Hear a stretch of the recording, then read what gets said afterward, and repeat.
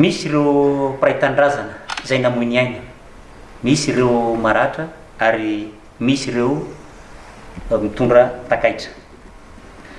Koa miondrika mpanajana amin'ireo namoy ny aina ary mirary fahasalamana haingana ho an'ireo izay naratra.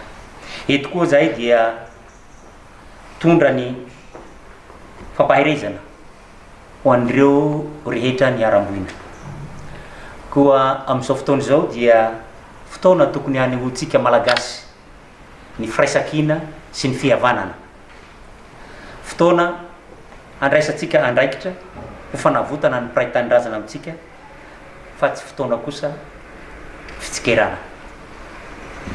Fotoana izao hijerentsika ny soa iombonana, vokava mahatratra ny misy amin'izao fotoana izao ka okare mba tsy hisy ny anararoatra, tsy nisy ny hanao nararoatra zao zava-mitranga eto amin'ny firenentsika zao, fa oka ifampitsinjo isika samy malagasy. Toy ny trano atsimo sy avaratra no misy atsika ka izay tsy mahalena ny alofana.